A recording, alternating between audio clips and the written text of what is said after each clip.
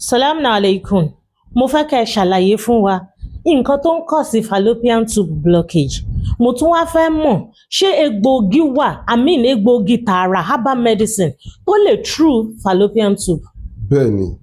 kò sí nǹkan tí egbòogi tí ò lè cure,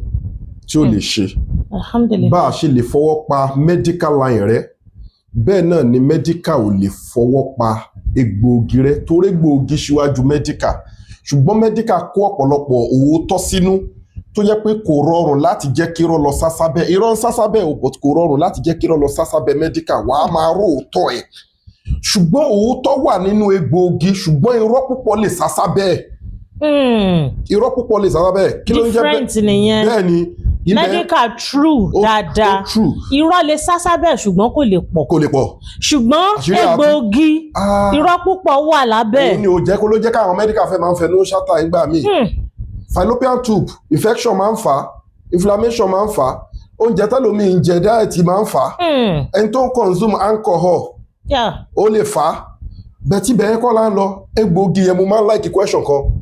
Ẹ ń béèrè lọ́wọ́ mi pé ṣé egbòogi wà tó lè true fallopian tube? Bẹ́ẹ̀ni, ṣé egbòogi wà? Nǹkan tó ń jẹ́ fallopian tube tó fi ń kọ́ àwọn èèyàn lóyìí bókun ṣe rí tínrín. Bí iṣan tínrín. Bó ṣe rí tínrín nìyẹn so ó máa kọ́ àwọn medical lóyìí. Àwọn medical kan wà rẹ pé wọ́n mọ̀ pé agbára ń bẹ nínú egbòogi ṣùgbọ́n wọ́n mọ̀ pé ìlànà wọn ò lè gbé wọlé bẹ̀. Nǹkan tí ò sí ní China nìyẹn, nǹkan tí ò sí ní India nìyẹn. Tó ń bá ti rí i pé ẹnìkan ń perform egbòogi tó ṣe wọ́n á support ẹ̀ medically kẹ́ tó máa mọ̀ ẹ ti rí bí hospital ẹ ti máa rí pé ẹ ti ń gbóòórùn medical nínú egbòogi tó ń ṣe yẹn. Bẹ́ẹ̀ni, Ayurvedic ní India ẹ wo acupuncture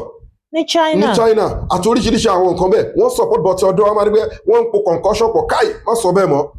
Bí iṣan fallopian tube ṣe rí tínrín yẹn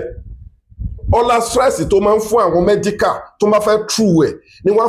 fi ń wò pé ṣó ní nǹkan tó lè true ẹ̀. Tákàndéédé tẹ̀yìn á lò sẹ́nu tákàndéédé. Ṣé bí infection ni ṣó tún wá gbàgbé o ò lè fẹnu ṣàtà egbòogi àwọn egbòogi kan wà tó máa ń ṣiṣẹ́ ìbẹ̀rù confam ni mo ń sọ fún ẹ. Procedure tí wọ́n fi ń check bóyá ó true àbí ó ti block procedure tó le ni pain ẹ̀ nígbà míì lè sọ pé ó tó tọmọ bíbí ni torí pé kò sí pain tó tọmọ bíbí láyé ṣùgbọ́n ó ní pain tó pọ̀ gan tó ṣe wípé ọ̀pọ̀ ènìyàn máa ń sá fún un and at the process tí wọ́n bá ń check ẹ̀ gan bóyá ó true àbó block títẹ̀ lómìn tó block gan ó máa ń wà lucky nígbà míì tó máa ń padà ń true. Bẹ́ẹ̀ni ìdí tẹ́wàá fi mọ̀ pé egbòogi lè ṣe stress tí medical pass yẹn ló fi ń ṣe wọ́n kàyéfì ẹ má sọ bẹ́ẹ̀ mọ́ o ò tí ì rí ibi tí ejò ti sọ̀yàn báyìí àbá kékeré tààyàn orú ẹ ti ń rìn lọ nínú ara o ẹ wàá fi nǹkan kan kódà mo mọ ewé tó yẹ pé kó má ti pa nǹkan pọ̀ ewé nìkan tí wàá kàn fi sójú ibi tá kékeré ti tààyàn yẹn ṣọmọ pé oró yẹn ti lọ òkè oró yẹn á dẹ̀ máa padà bọ̀ wá á wá jáde níbi tí wọ́n ti bá ìtì ẹ̀ yẹn. Bẹ́ẹ̀ni. Ẹlẹ́kejì tó ń bá yíyan ń bọ̀ tọ́ta ẹ ti wọlé lọ ewé kan wà àwọn egbòogi tó wà tẹ́ bá mix ẹ̀ pọ̀ pure ewé wà láì tí mix nǹkankan mọ́ tẹ́ bá fi sójú ibi tí ìbọn yẹn gbà wọlé ọ̀tá yẹn máa rí bó ṣe ń rànù bọ̀ wá báyìí wá jáde. Ó máa jáde padà. A lot of things wà bẹ́ẹ̀ so fallopian tube blockage náà ọmọ ádámọ̀ dẹ̀ máa ń blọ́ọ̀kù tẹlòmíì spiritually tí wọ́n á blọ́ọ̀kù ẹ̀ so kò nídìí ṣọ́mọ pé àti sọ̀rọ̀ pé ó lo nǹkan sẹ́nu o pé a lọ true ẹ̀ mo kàn ń sọ pé àwọn nǹkan tó yẹ pé ẹ lè fi sójú ibi tí nǹkan ti ṣẹlẹ̀ báyìí tádẹ̀ run wọnú blood ẹ wo gbẹ́rẹ́ tẹ bá sín gbẹ́rẹ́ sí bínísì tó máa ń sọ tẹ bá ti fi powder yẹn kan tó ti kan blood ó ti lọ everywhere tó yẹ kó kàn lẹ́sẹ̀kẹsẹ̀ ẹ máa dán nǹkan yẹn wò á dẹ̀ máa gba dídán wò ìwòsàn á dẹ̀ máa dé lẹ́sẹ̀kẹsẹ̀. Subhanallah ta'ala. Egbògi fasti kúlì dá ilẹ̀ udawahu falitẹ́tìlì bú dawahu lè dá yíkun falatẹ́tìlì bú bí ara gbólóhùn wà tẹ́lẹ̀ fi pè nǹkan jáde á lọ síbẹ̀ yẹn tó jẹ́ kísímù tó jẹ́ ègèdè tó jọ́fọ̀ nílẹ̀ Yorùbá ṣùgbọ́n torí tawhid a lè má fẹ́ gbà yẹn wọlé gbólóhùn wà tó yẹ pé ọmọ tó ń rọbí abiyamọ tó ń rọbí báyìí wọ́n á dẹ̀ wí kọ̀ọ̀kan ọmọ á dẹ̀ máa bọ̀ ọmọ tí ò fẹ́ wáyé ẹ má ẹ̀ka tó wá lọ síbẹ̀ yẹn. Nǹkan gbígbóná ń kọ́ tó máa jóyàn tán dẹ̀ máa ṣe kind of àdúrà á dẹ̀ jáde ìbẹ̀yẹn á dẹ̀ jiná ó ti yẹ yín nísìn the same thing obìnrin tó ń rọbí tó ti lo oríṣiríṣi nǹkan fún tẹ́lẹ̀ rọra mú nǹkan rọra fi ra ojú ibi tí ọmọ yẹn fẹ́ gbà ṣé nǹkan yẹn ti dọ̀hún ni tọmọ fi sáré ń bọ̀ wá káì egbòogi lágbára kò tako medical kó má tako egbòogi fọ́sẹ̀ àlọ́ aládìkiri nkúntò lẹ́yàtàlẹ́ àmú àwọn arìn káàkiri ayé akẹ́kọ̀ọ́ nípa mẹ́díkà wọ́n bí wa sínú ẹ̀ amọ̀ ti fún tẹ̀dọ́ ẹ̀ tested and confirmed tí ò ní ìrújú ṣùgbọ́n mùsùlùmí ò ní sọ pé òun mọ̀ kankan tán àmọ́ díẹ̀ nítorí wà mọ́ uti tún mínà ilibí ilé akọ̀lí ìlànà kò sí pé mo gbìyànjú díẹ̀ la máa sọ kì í ṣe pé mo mọ̀ púpọ̀ kò sí nǹkan tó ń jẹ́ o mọ̀ púpọ̀ ọlọ́run lọ́bọ ní mímọ̀ wà mọ́ uti tún mínà ilé akọ̀lí ìlànà so fallopian tube ẹ lè tú egbògi o àwa mọ̀ o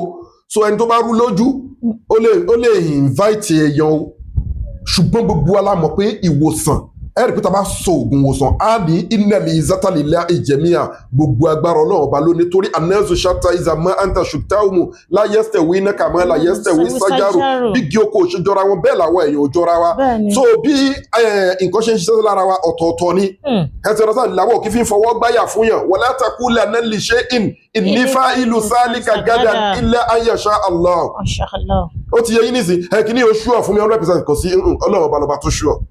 ṣùgbọ́n ẹ̀kọ́ wà tí yàn kẹ́kọ̀ọ́ so àwọn nǹkan wà tó lè true blockage tube ẹ má wo bó ṣe tí ń rìn yẹn nǹkan wà tó bá consume adéjà lọ́bẹ̀ ṣé bí infection ni ṣùgbọ́n ọ̀nà kan ló gbà débẹ̀ ó lọ́nà tí ó gbà jáde bẹ́ẹ̀ ni a lè ka oyè èèyàn kódà lọ́dọ̀ àwọn òyìnbó lọ́hùn tá a ti fún ní nǹkan ìbílẹ̀ tí wọ́n dán ọlọ́mọláyé lórí pé fallopian tube wọn ó block tó dẹ̀ true tá a fún wọn tí wọ́n lo oríṣiríṣi nǹkan kódà ní nàìjíríà yìí náà tá a ti ṣe so fallopian tube ó kò dẹrùn ní medical àti pé oríṣiríṣi àwọn nǹkan tí àwọn fi ń true ẹ̀ so ó lágbára so but egbòogi wà fún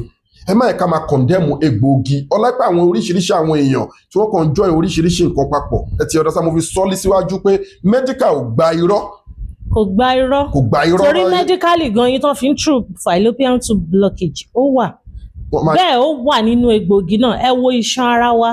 àwọn kan máa ń ní problem blockage nínú iṣan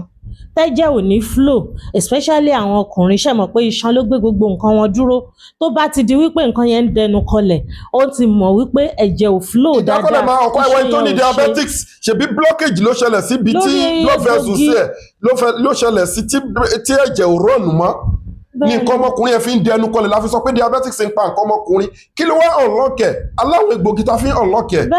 kò dẹ̀ ní kí diabetics ẹ̀ lọ ṣùgbọ́n ìjà máa true lọ síbi nǹkan ọlọ́mọkùnrin ẹ̀ adẹ̀lì máa rí nǹkan ọlọ́mọkùnrin ẹ̀ lò ṣe tí gbogbo nǹkan wọ̀nyẹn so ẹ máa wò ó látẹ́kùnà tún mí ra mẹ́tì láàyè wọ́n máa tẹ̀síkú tún mí wàrákà tí ilé ayé alámùhà egbògi nǹkan tó gùn lọ ni ó dẹ̀ jẹ́ nǹkan ancient gbogbo àwọn country wọn fi ancient wọn ṣeré tó bá ti rí pé èèyàn kan ń pàfọ́ọ̀mù nǹkan báyìí kódà ara èèyàn kan ní UK ní England ó ń pàfọ́ọ̀mù nǹkan ara Chinese ni ó ń pàfọ́ọ̀mù àwọn egbògi wọ́n bá rí i pé àwọn iṣẹ́ tí wọ́n lè ṣe lọ́sípítù òun ọdún ẹ̀ ló máa ń darí ẹ̀ sí ló máa ń ṣe àwọn ìjọba bá wa àwọn iṣẹ́ tó chronic tí wọ́n lè sí lọ́sípítù wa wọ́n gbé aṣọ́rẹ̀ báwo ló ṣe ó dẹ̀ jẹ́ traditional medicine wọn lòun lo egbògi ni wọ́n dẹ̀ bá fẹ́ẹ̀mù kíní ẹ̀ wọ́n bá ẹ̀lájẹ̀ wọ́n fàyè gbá wọ́n ṣe oríṣiríṣi wọ́n fún certificate ó dẹ̀ sọ di òjò egbògi mọ́ medical. ìjọba support gbogbo bí táwọn náà ti kẹ́kọ̀ọ́ ní India gbogbo bí táwọn ti kẹ́kọ̀ọ́ ní India ní China ẹ máa rò pé wà ní normal clinic ní normal hospital ni ẹ ti understand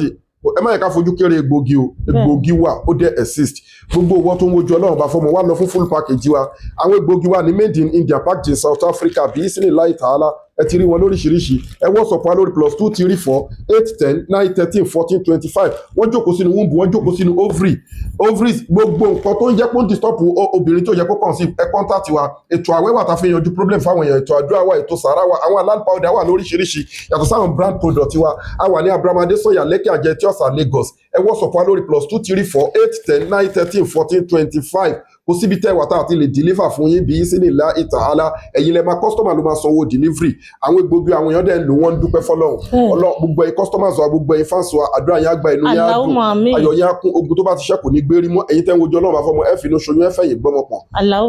wọ́n lè open blockage tube egbògi lè open ẹ̀ àdúrà wa gbà. ẹ pé ṣèyíkì àfa àgbà